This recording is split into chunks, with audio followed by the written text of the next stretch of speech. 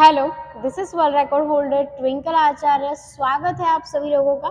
बहुत सारे लोग ये सवाल पूछते हैं कि क्या योग अभ्यास स्नान करने से पहले हम कर सकते हैं या फिर स्नान करने के बाद ही करना चाहिए। अधिकांश लोग ऐसा मानते हैं कि योग अभ्यास में स्नान आवश्यक नहीं है, यानी कि हम स्नान करके करें या फिर बिना स्नान करके करें, इससे कोई फर्क नहीं पड़ता। तो बहुत बड़ा फर्क पड़ता है, मैं आपको ये कहना चाहती हूँ। जी हाँ, क्योंकि योग अभ्यास ये एक ऐसा अभ्यास है जिससे हम ईश्वर से जुड़ते हैं। आत्मा का परमात्मा से मिलन होता है। हम अपनी शुद्धि क्रिया करते हैं, हम ईश्वर से मिलते हैं। आप सोचिए जरा कि जब आप ईश्वर के पास जाते हैं या फिर किसी मंदिर में जाते हैं तो आप बिना स्नान किए जाते हैं भला? बिल्कुल नहीं जाएंगे। आप तो कहेंगे कि मंदिर जाना है तो स्नान इत्यादि खत्म करने के बाद ही हम जा सकते हैं, इससे पहले तो हम नहीं जा सकते।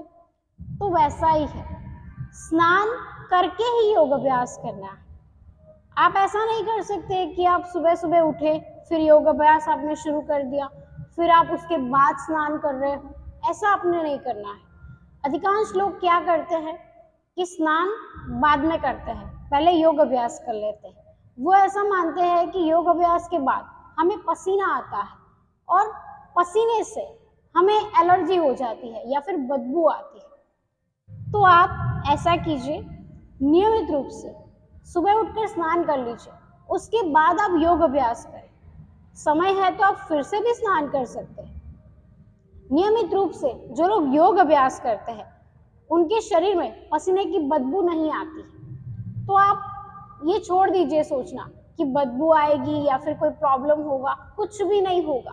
अगर आप योग अभ्यास कर रहे हैं तो आप स्नान करने के बाद ही योग अभ्यास करें, क्योंकि सुबह उठकर हमें अपना नित्य क्रम पूरा करना होता है। तो आप ये जरूर ध्यान में रखें कि अगर आपको योग में उच्च जाना है, यानी कि आध्यात्मिक होना है, या फिर आप अपने शरीर पर विजय पाना चाहते हैं, अच्छी सेहत चाहते हैं, तो स्नान करने के बाद ही आप योग अभ्यास करें, तभी आपको फायदे मिल सकते हैं। आपने देखा होगा कि जब आप सुबह उठकर योग अभ्यास कर रहे हैं बिना नहाए आप योग अभ्यास कर रहे हैं तो आपको नींद आएगी या फिर आलस आएगा।